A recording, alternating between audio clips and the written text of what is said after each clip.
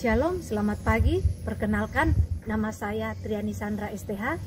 Instansi tempat saya mengajar adalah SMK Negeri 3 Sigi, Desa Porame, Kecamatan Marawola, Kabupaten Sigi, Provinsi Sulawesi Tengah. Hari ini, Senin tanggal 7 Desember tahun 2020, saya akan mengadakan kegiatan pembelajaran yang akan disajikan dalam bentuk video pembelajaran sebagai syarat uji kinerja pendidikan profesi guru tahun 2020. Terima kasih. Shalom, selamat pagi. Ya, puji Tuhan, kita bisa bertemu, bisa berkumpul di tempat ini untuk melakukan pembelajaran. Tetapi sebelum kita masuk di dalam pembelajaran kita, mari kita satu di dalam doa, dan doa ini akan dipimpin oleh John Mary. Teman-teman, sebelum kita memulaikan aktivitas pembelajaran kita sedang berdoa.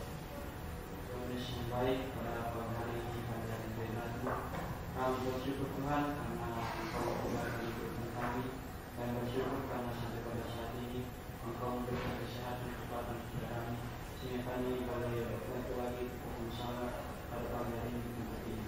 Tuhan, kami akan melakukan aktivitas pembelajaran kami. Berkati kami Tuhan, berikan hikmat akan budi kepada kami. Ini menjadi doa kami Tuhan. Haleluya. Amin.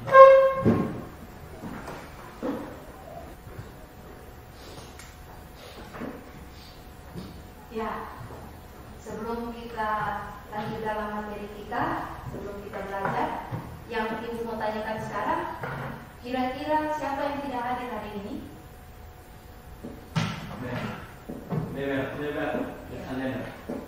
Beber, apa kabarnya? Sakit. Sakit. Jublek. Jublex? Sakit juga ini. Sakit. Siapa lagi? Arfan, kenapa Arfan? Tanpa keterangan dia. Oh, tidak ditahu ya kabarnya. Ya, nanti kalian bisa menginformasikan kepada dia atau memberitahu tentang pembelajaran kita hari dia yang dekat dengan rumahnya Jublex, Beber, dan Arfan ya. Ya, materi kita pada pagi hari ini memiliki tema yaitu tanggung jawabku terhadap keluarga. Ini merupakan tanggung jawab kita terhadap keluarga ya. Adapun perikop Alkitab yang mendukung pembelajaran kita ini terambil dalam Lukasnya yang pasalnya yang kedua ayat 41 hingga ayatnya ke-52, Keluaran pasalnya yang ke-20 ayat yang ke-12, dan Kejadian 4 ayat yang pertama hingga ayatnya yang ke-16. Ya. Adapun tujuan pembelajaran kita pada pagi hari ini, setelah kalian belajar tentang tanggung jawabku terhadap keluarga, siswa diharapkan dapat yang pertama memaknai kehadiran anak di dalam keluarga, yang kedua memahami peran orang tua di dalam keluarga, yang ketiga menghayati bagaimana tanggung jawab seorang anak kepada orang tuanya, dan yang terakhir adalah membuat komitmen untuk menghargai orang tua. Metode pembelajaran kita yang akan kita gunakan pada pagi hari ini yaitu metode ceramah bervariasi atau dibilang ceramah plus ya. Ya. Ibu mau bertanya, dalam minggu yang lalu kan kita sudah belajar tentang pembelajaran. Mungkin ada yang ingat materi kita yang minggu yang lalu. Ada yang bisa menjawab? Apa? Ya, Fandi, silakan. Apa arti keluarga? Ya, apa arti keluarga? Ada lagi? Saya. Ya, Asep. Keluarga cemara. Ya, keluarga cemara itu seperti apa? Keluarga yang saling melengkapi. Ya, keluarga yang saling melengkapi. Ya.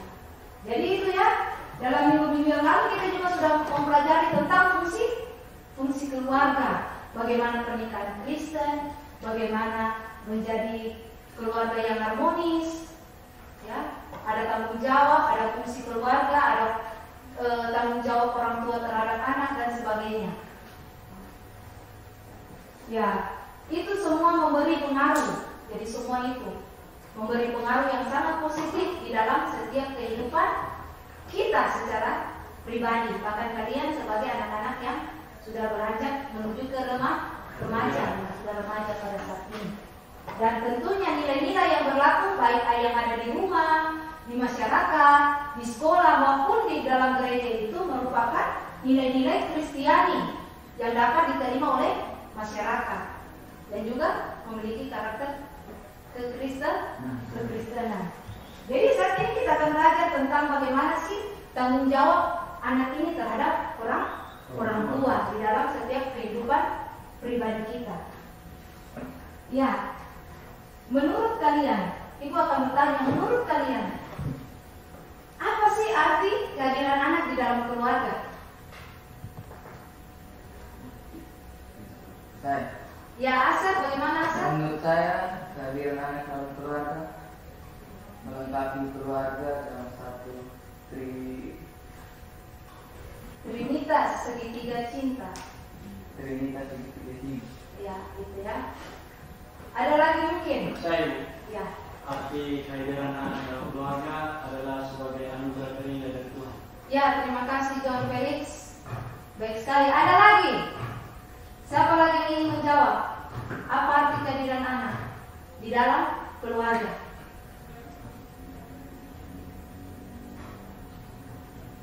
Ya, arti kehadiran anak di dalam keluarga merupakan apa? Tanda cinta kasih antara suami istri, dan juga dibilang tadi anugerah ya, anugerah dari Tuhan dalam hubungan keluarga. Jadi ketika mereka memiliki anak itu mereka merasa sangat senang dengan apa yang sudah mereka terima, yaitu anugerah dari Tuhan berupa anak. Baru anak adalah sosok yang sangat didambakan oleh orang tua. Kenapa? Seperti yang tadi ada yang menjelaskan bahwa Trinitas segitiga cinta. Apa itu Trinitas segitiga cinta? Berarti ada hubungan di dalam keluarga, hubungan antara anak dan orang tua, anak dan ayah, anak dan ibu dan ayah. Jadi semua ada saling berhubungan. Dan ibu tanya, bagaimana dengan kalau orang yang tidak memiliki anak? Apakah mereka tidak diberkati? Diberkati. Ada yang menjawab bilang diberkati. Nah, jadi kalau orang yang tidak memiliki anak, belum tentu mereka tidak diberkati atau mereka berdosa. Ingat, di dalam Alkitab siapa yang tidak menikah? Rasul? Iya, Rasul Paulus. Rasul Paulus tidak menikah, tidak memiliki keluarga. Bukan keluarga maksudnya keluarga dia menikah ya. Kalau keluarga mungkin dia punya orang tua, dia punya dua saudara. Tapi apa? Hidupnya dia pakai untuk kemuliaan, ya kemuliaan Tuhan dan untuk melayani. Iya, dia melayani sesama. Jadi jangan kalian pikir itu keluarga tidak memiliki anak berarti dia terkutuk, dikutuk Tuhan dia sampai tidak memiliki anak. Tidak boleh kita bilang seperti itu, karena Tuhan juga memberkati mereka. Jadi bukan saja orang tua yang harus bertanggung jawab kepada anak, tetapi sebaliknya anak juga harus bertanggung jawab terhadap orang tua. Ya. Tanggung jawab kita anak seperti kepada orang tua. Ya. Sekarang pokok pembahasan kita yang kedua adalah tanggung jawab anak. Mari kita menyimak video yang akan Ibu tampilkan saat ini.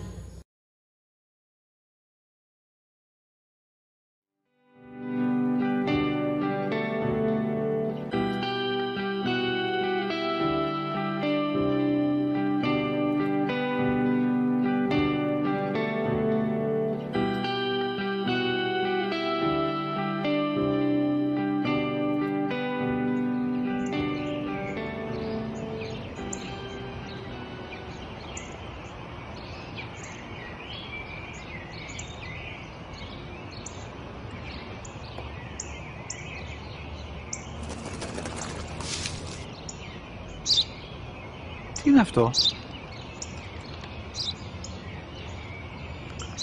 Ένα σπουργίτη.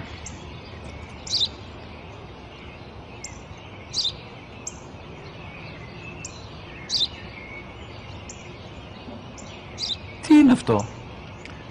Μόλις τώρα στο πατέρα, σπουργίτη είναι.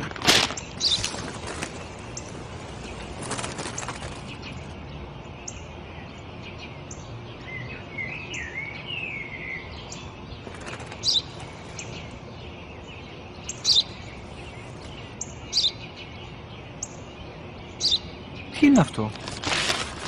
Ένα σπουργίτη είναι, πατέρα. Ένα σπουργίτη. Σπουργίτη!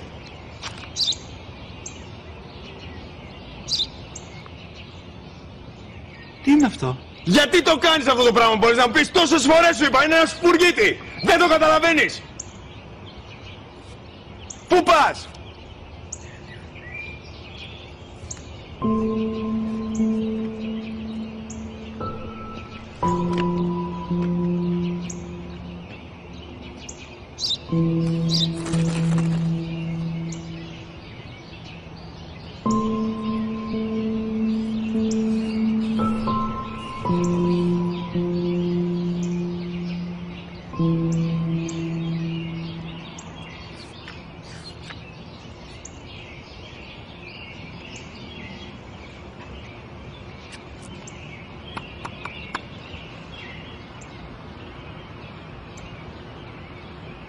Δυνατά. Σήμερα ο μικρός μου γιος που πριν λίγες μέρες έκλεισε τα 3 καθόταν μαζί μου έξω στο πάρκο όταν ένας σπουργίτη ήρθε και κάθισε απέναντί μας. Ο γιος μου με ρώτησε 21 φορές τι ήταν αυτό και του απάντησα και τις 21 φορές ότι ήταν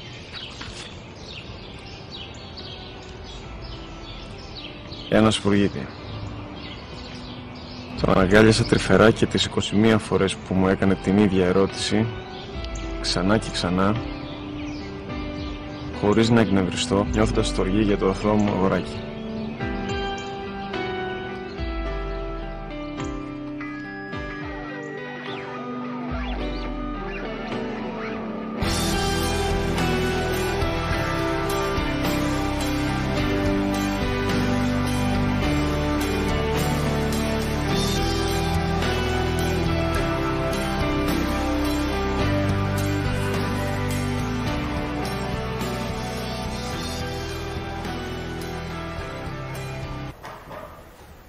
Ibu akan membagikan lembar kerja yang berkaitan dengan video tersebut. Ibu harap kalian bisa mengerjakannya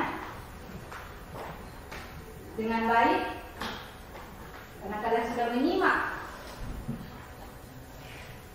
video tersebut, ya.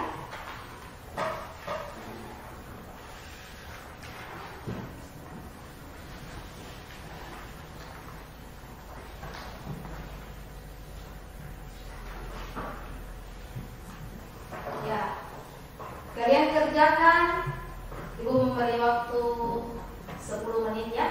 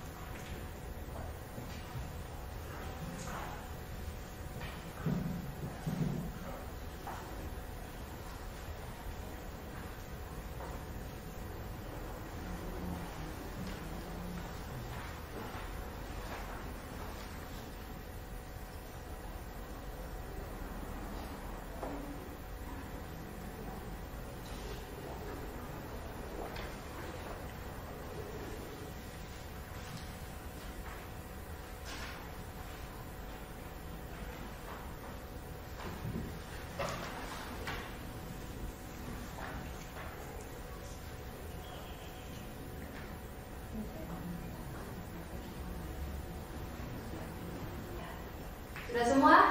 Ya. Ya. Sekarang Ibu akan mendengarkan apa sih tanggapan kalian tentang video tersebut. Ya, yang pertama itu bagaimana sikap sang anak terhadap orang tua.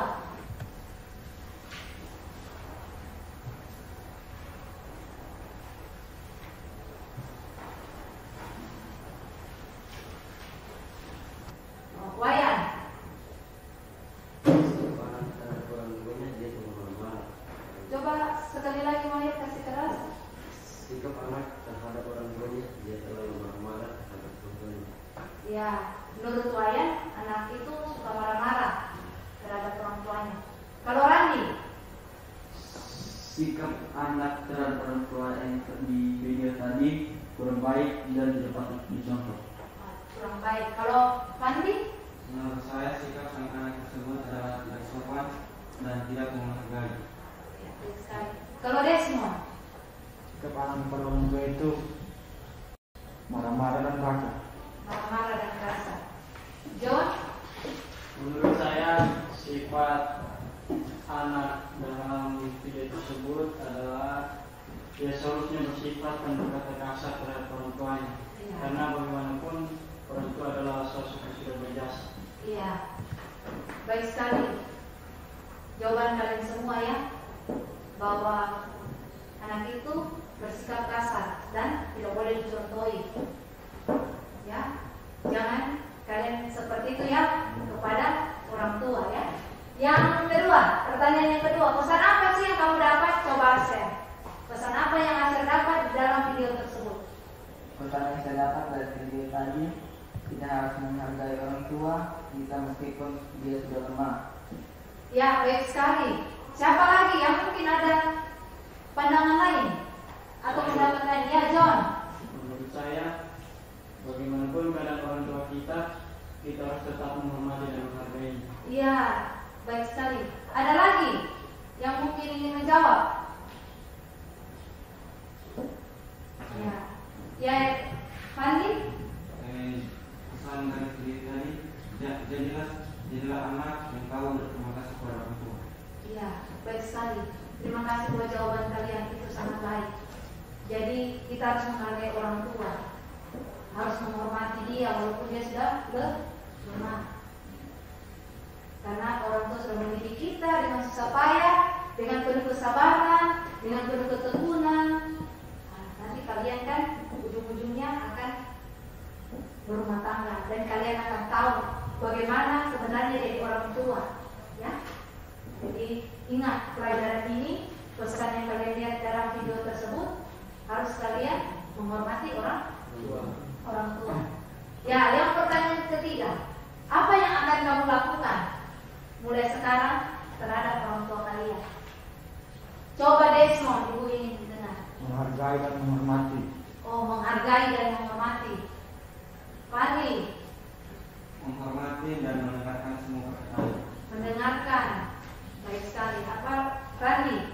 Berusaha lebih baik lagi dari sebelumnya agar bisa membahagiakan orang tua di masa tuanya. Iya, membahagiakan orang tua di masa tuanya. Berharap bisa lebih baik. John? Berusaha untuk membahagiakan mereka. Berusaha untuk membahagiakan mereka. Kalau Asad? Saya ini sama dari Bani tadi membahagiakan orang tua di masa tuanya. Iya. Terima kasih buat jawaban kalian, sangat baik sekali. Jadi bukan ibu yang bilang ya, kalian yang bilang. Jadi ingat apa yang sudah kalian ucapkan saat ini itu yang harus kalian lakukan terhadap orang tua kalian ya. Ya. Jadi hubungan orang tua yang ideal itu kita bisa melihatnya itu di dalam Lukas pasalnya yang kedua ayat 41 hingga ayat yang ke-52. Itu kita dapat mempelajari tentang kehidupan Yesus Kristus dan keluarganya. Bagaimana Yesus Kristus itu anak yang sangat taat. Apapun yang diperintahkan oleh orang tuanya, apapun yang diberikan nasihat kepada orang tuanya, apapun mungkin teguran-teguran yang diberikan orang tuanya, dia tetap mendengar. Dia tidak pernah membantah, tetapi dia melakukan sesuai dengan kehendak Allah Bapa. Ya, jadi itu. Nah, jadi di dalam kehidupan kalian secara anak remaja saat ini sering terjadi apa? Apa yang sering terjadi di dalam kehidupan kalian terhadap orang tua? Yang sering kalian lihat atau yang sering kalian lakukan? Sering membantah. John Felix bilang sering membantah. Apa lagi? Suka marah-marah. Ada lagi? Membentak. Membentak orang tua yang dibilang pali. Apa yang sudah kalian lakukan? Lagi. Berbeda pendapat. Iya, berbeda pendapat.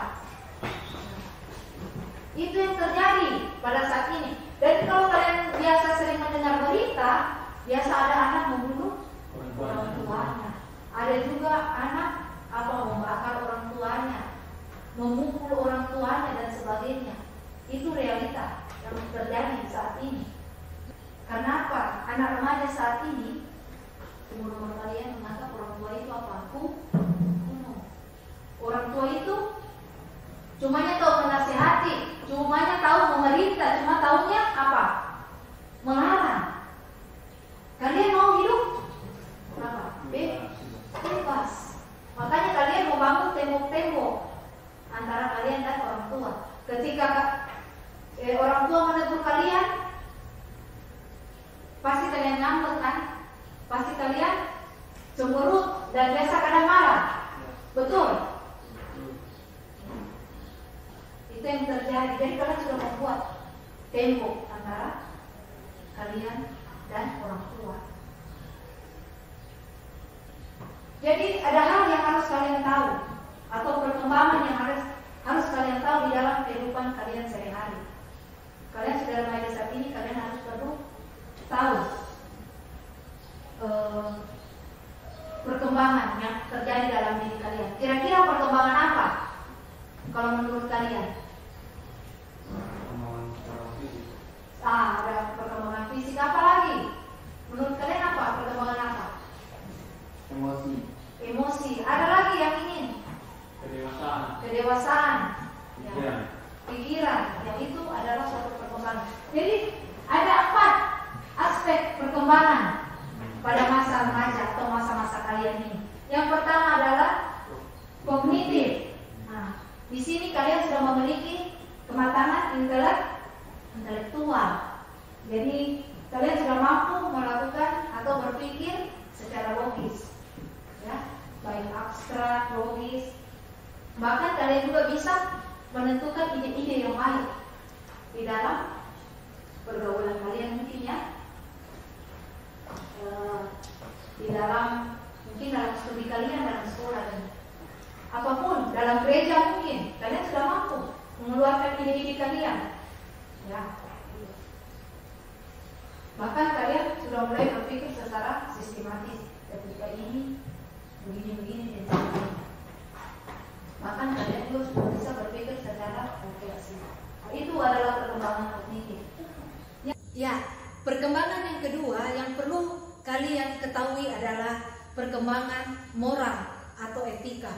Moral itu berarti tingkah laku, sikap dan tingkah laku kita yang kita tunjukkan di dalam kehidupan kita sehari-hari.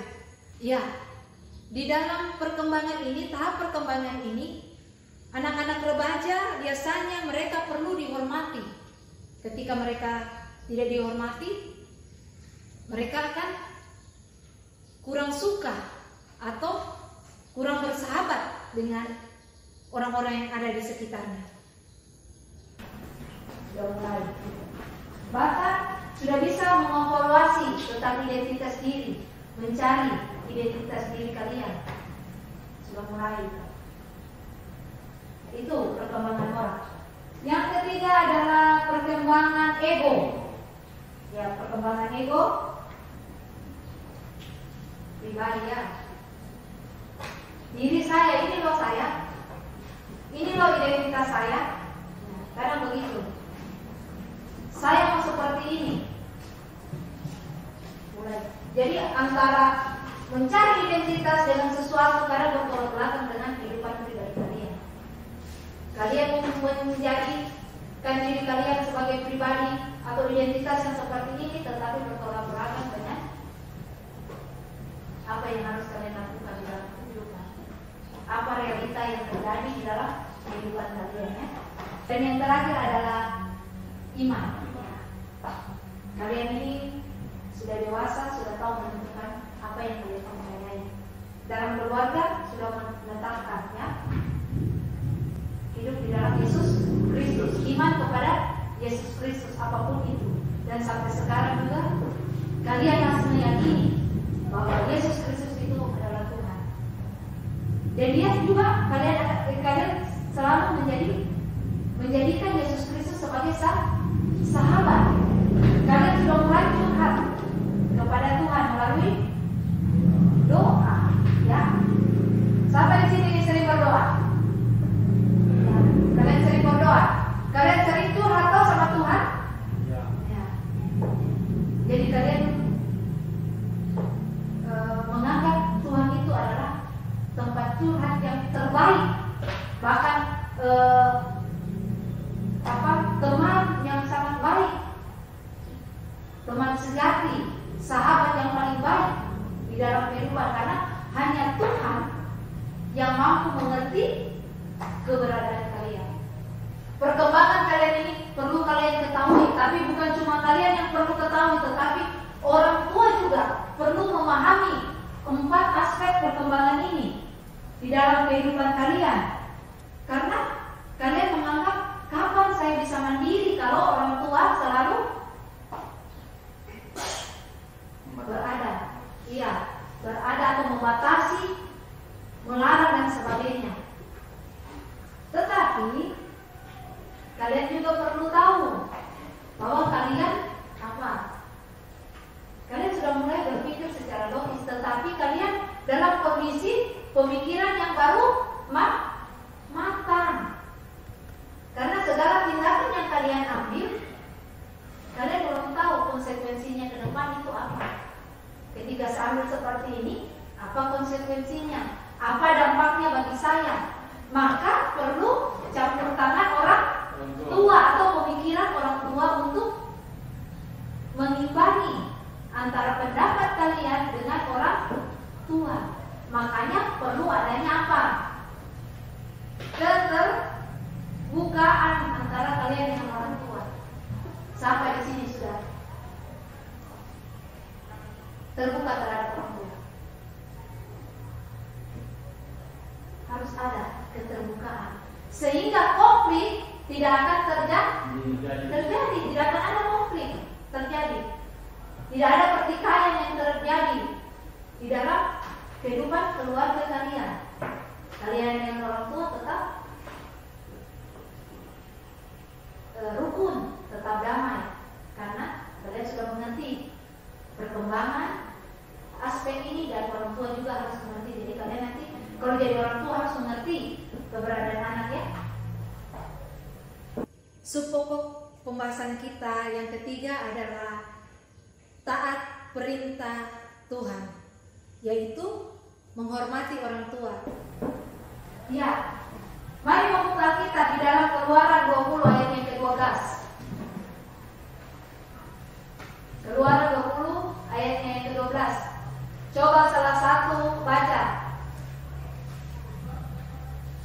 Keluaran 20 ayatnya yang ke-12. Hormatilah ayah dan ibumu, supaya lanjut menurunmu di tanah yang diberikan Tuhan Allahmu kepadamu. Ya, ini ayat adalah perintah dari Allah sendiri atau Tuhan. Dan dari ayat tersebut, ibu ingin memberikan kalian tugas, ya. Itu ada pertanyaan dan dihubungkan dengan ayat tersebut.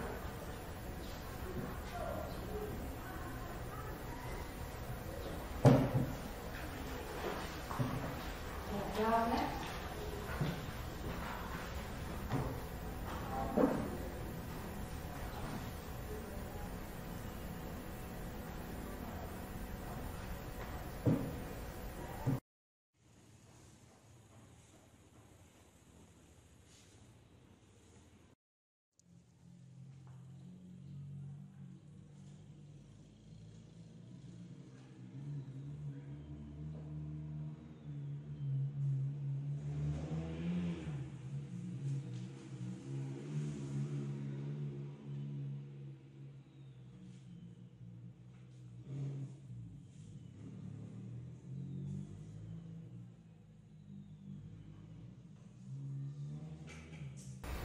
Sudah semuanya? Sudah. Ya. Sekarang ibu akan bertanya, dan ibu ingin mendengarkan pahami dari ayat tersebut. Yang pertama itu apa kehendak Tuhan di dalam ayat tersebut? Siapa bisa memberi tanggapannya? Pandi? Kita harus menghormati orang tua kita karena mereka yang telah membesarkan kita dan menjaga kita. Menghormati orang tua yang sudah menjaga kita. Ada lagi? Randi apa? Kita menghormati orang tua. Menghormati orang tua. Kalau Desmond? Menghormati dan menghargai orang tua. Menghormati dan menghargai orang tua ya. Ayat ini sudah pasti jelas apa yang hendak Tuhan buat, yang Tuhan inginkan di dalam ayat tersebut, yaitu kita harus menghormati orang tua kita. Pertanyaan kedua, mengapa sih anak-anak harus menghargai atau menghormati orang tua? Kalau Asher apa jawabannya? Menurut Asher? Karena orang tua merupakan orang yang paling berjasa bagi kehidupan seseorang. Ya, terima kasih. Siapa lagi? Saya, Ya, John Felix. anak harus menghormati orang tuanya karena orang tua merupakan orang yang sudah berjasa dalam kehidupan seorang anak, dan jasa kedua orang tua tidak bisa dibayar dengan harta atau materi. Iya, baik sekali. Yang mengapa kita harus menghargai, menghormati orang tua? Ya, orang tua adalah sudah berjasa di dalam kehidupan kita ya. Ya, apa yang kamu pelajari setelah membaca ayat ini? Pelajaran apa yang kalian bisa dapat? John Felix? Pelajaran yang bisa kita dapat yaitu dimanapun keadaan orang tua kita harus tetap menghormati dan menghargai. Iya. Dalam ayat ini memang kita harus menghormati orang tua, tetapi ketika kita menghormati orang tua, berkat juga Tuhan akan berikan kepada kita.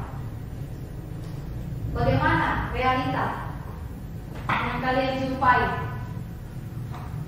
di sekitar lingkungan kalian, yang pernah kalian lihat? Kalau Randi apa Randi? Anak-anak biasanya seperti kami misalnya membuat hati orang tua seni. Yang membuat hati orang tua seni, kenapa? Karena sering membantu orang tua. Pandi dia sama sana. Karena harus berkenan karena banyak karena bisa membantu Iya. dan membuat hati orang. Iya.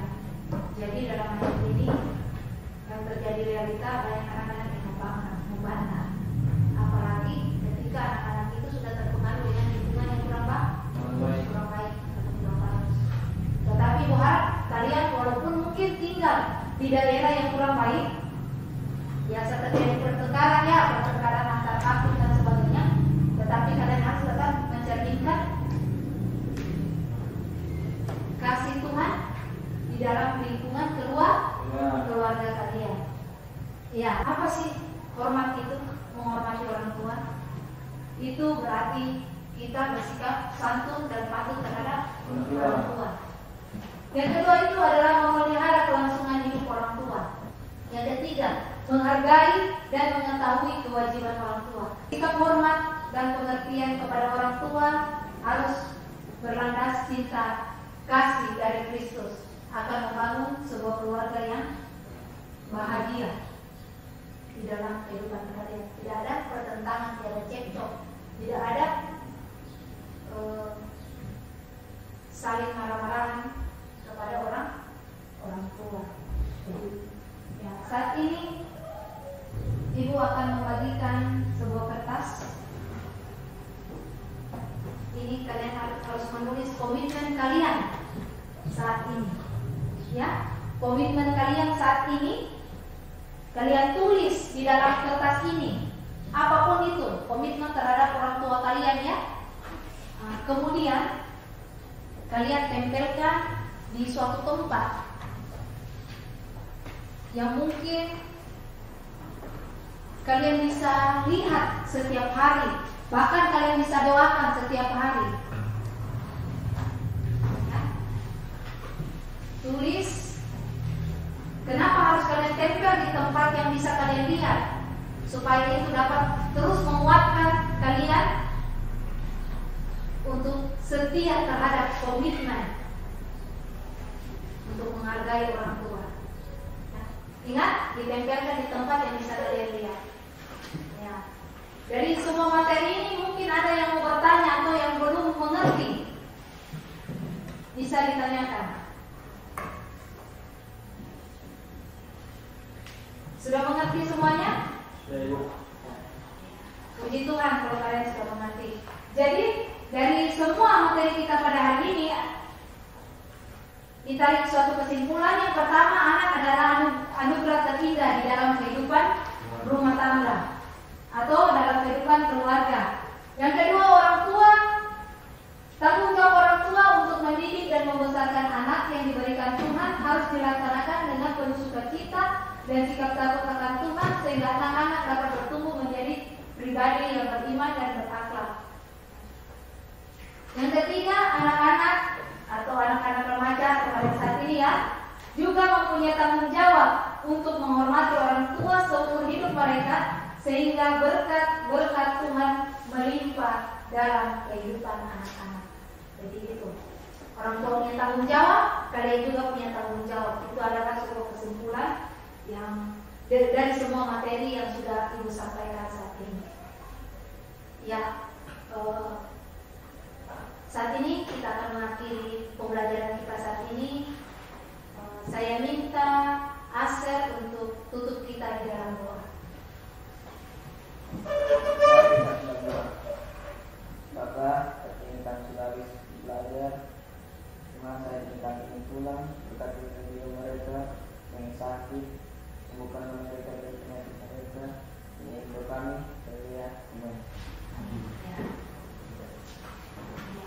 Sampai berjumpa lagi di minggu akan datang. Tuhan Yesus memberkati. Selamat pagi.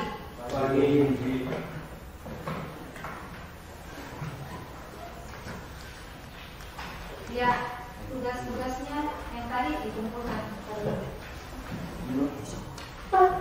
Nama itu